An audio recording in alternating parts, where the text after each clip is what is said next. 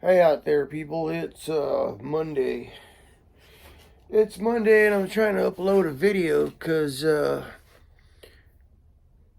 2 weeks ago, yeah, I took the truck out finally for a drive. Yeah, able to put in four-wheel drive and go out on some trails I haven't been out on in a couple years now. So the truck runs really good. It's really fast. It's quick, but there's a couple issues. Well, not issues, just things like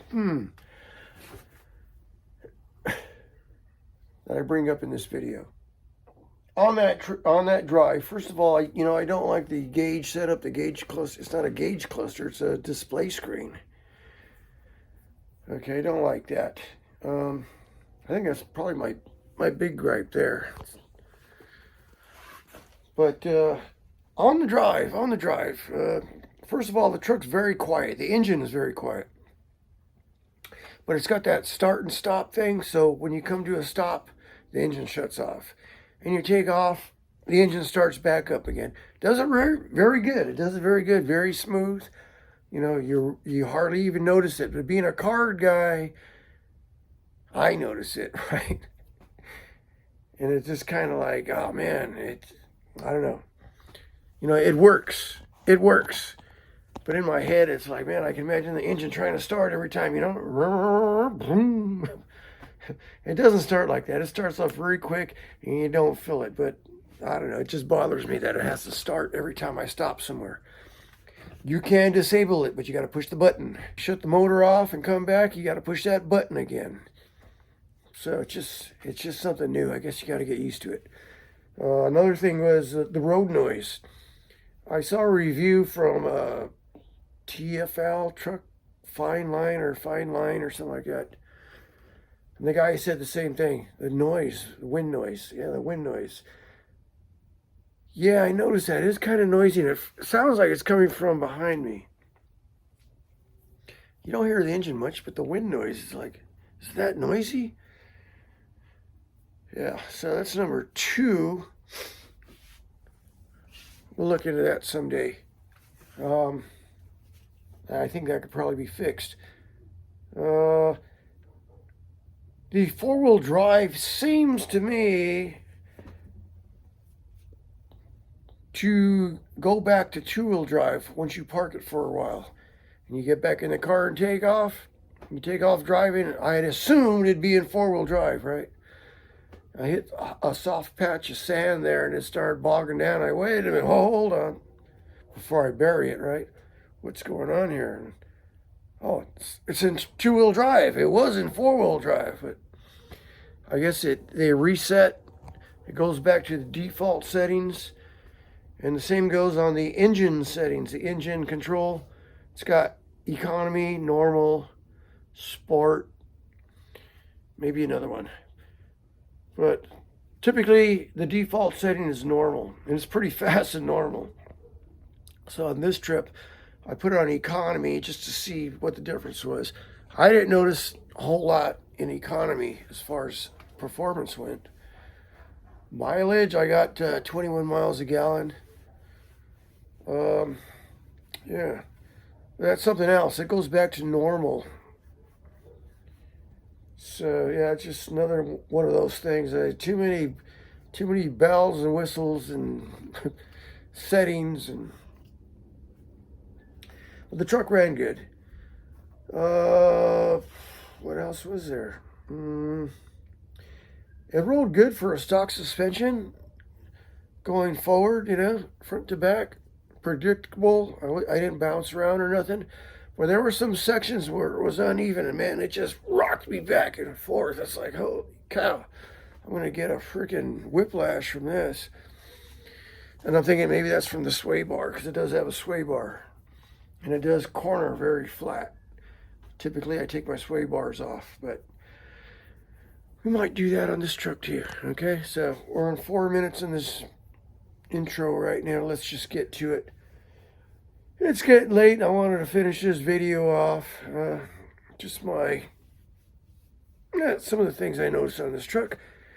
Oh, being that the engine's so quiet, I think I'm going to put an exhaust on here. I'm just going to cut in a muffler, a new muffler, probably a Flowmaster 40 series. and just go from there. I'm not going to do this cat back thing and all that. I did that on the Tacoma. Everything fitted up good and everything, but I got it was like $600-700 to take out the old pipe and put a new pipe in that's just a little bigger. This Ranger's got a 3-inch exhaust on it. That's pretty good for a 2.7 liter. So I just I'll put a better muffler on there, probably a 40 series Flowmaster. And then this way, at least I can hear the motor, especially when you're driving, you know. Like when out in the sand, I need to hear that engine.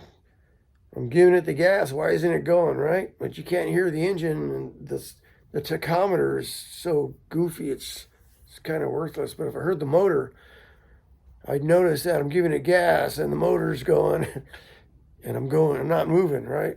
Something's up. Yeah. You can hear the motor. I can tell what gear it is if I can hear the engine, but I can't hear the engine now. So hang in there, and I'll do a quick video of my review of from 2 weekends ago. I think the 9th, February 9th. Yeah, so over the weekend, first time taking the truck out on a long drive. One thing I noticed, it was awfully noisy. I don't know, was it road noise or wind noise, but, you know, I mean, I thought it'd be a whole lot quieter. So I did do a little research today, and I Googled it, some noise issues, and sure enough, a lot of customers are complaining, Ford owners, Ranger owners, that, yeah, wind noise from the back doors. Something's not sealed up right or something, so I'm gonna have to look into that. Or that's just the way it is. Some people said it's the mirrors, but I'm gonna look into that back door, because it does seem like it's coming from behind me. Like, you know, when you hit those besides the wind noise, you know, when you hit those expansion joints in the road, ta ta ta ta, I could hear it like I had to turn on the radio because I thought it was like a drums from the music that I was playing. Ta, ta, ta, ta, ta, ta, ta, ta, ta, ta, ta. It was that section of highway. I'm like, oh my God, it's like the tires right there. So that's one thing. It's quite noisy interior.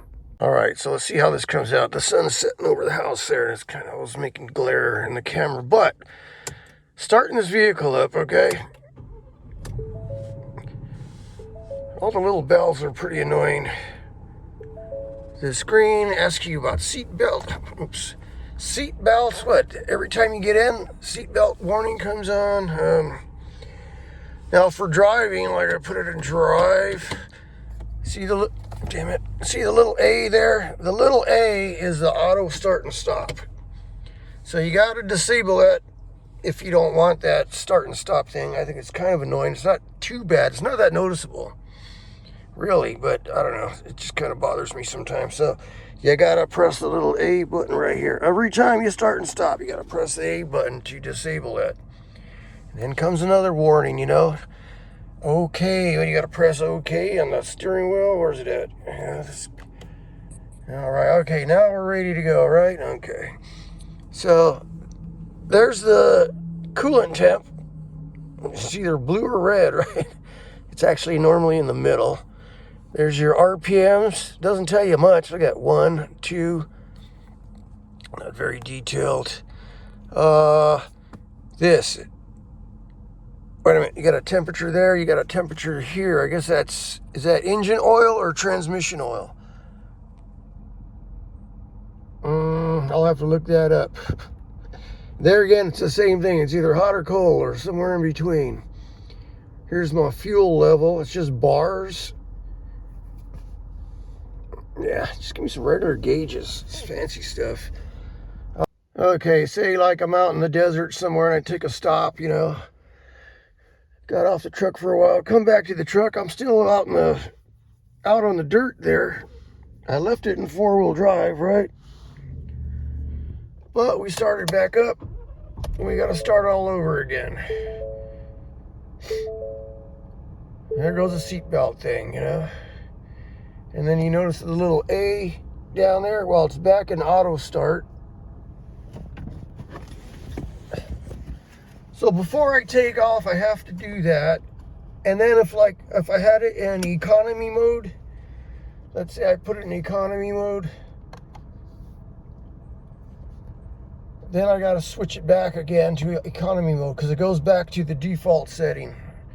It goes back to normal. So that's another thing. Right now it's staying in 4-wheel drive. But while I was out there, it would go back to 2-wheel drive all by itself. So, yeah. Well, it's not going to do it right now. Maybe I didn't leave it off long enough. So what, you got to press OK every time you, maybe not. But yeah, I thought that was kind of annoying. You got to mess with the settings every time you jump in the truck. Can't just leave it at one. It's like, here's the engine settings. Normal. Yeah. Okay, so normal. I wanted to check out the economy settings, so we go down to economy. Which one was that one? It's got glare on the screen or something, but let's see. That's economy right there.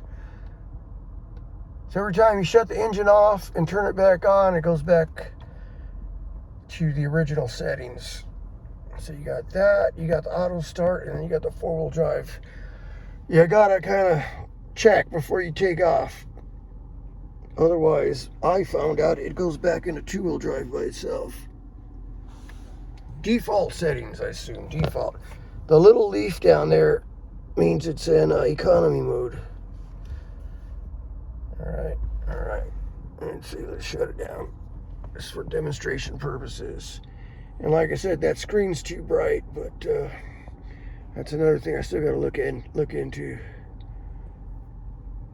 Okay, so that's just a quickie on that one. Oh, here's a complaint I heard on another review, is that these headrests, yeah, they are very annoying because they lean forward too much. I mean, what's that about?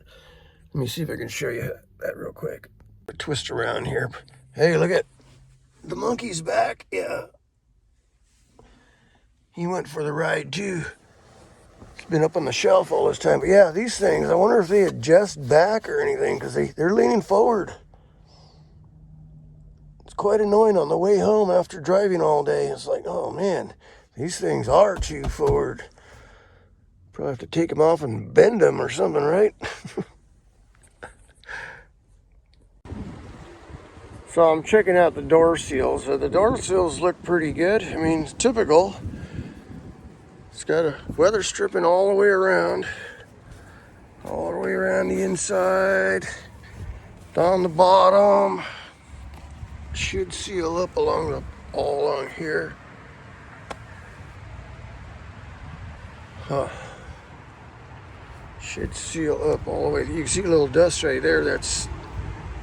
But maybe there's a gap somewhere, but I don't see it. You got a little weather stripping here. All the way around.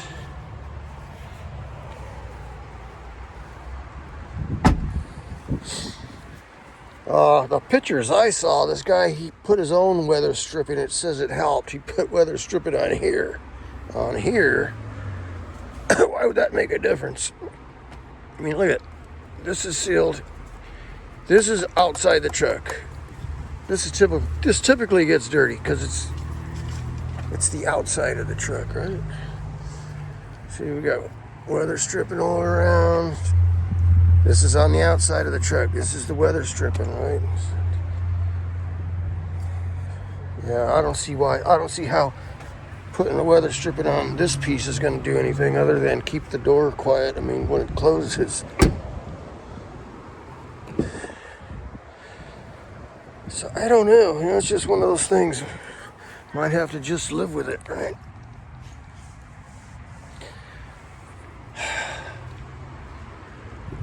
Suck it up, buttercup, right? But yeah, like I said, the truck ran great. We'll go inside and check the mileage right now.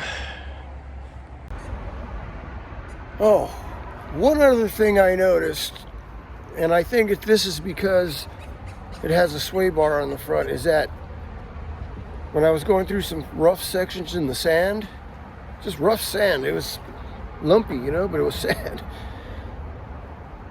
Forward to back bumps is taking them pretty good for a stock suspension, but side to side, there were some sections where it was just like bam, bam, bam, bam.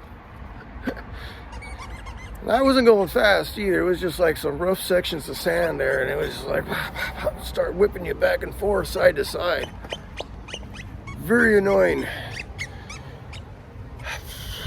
Maybe it's a sway bar. We'll see. Most of my trucks, I take the sway bars off, so we'll see how this goes.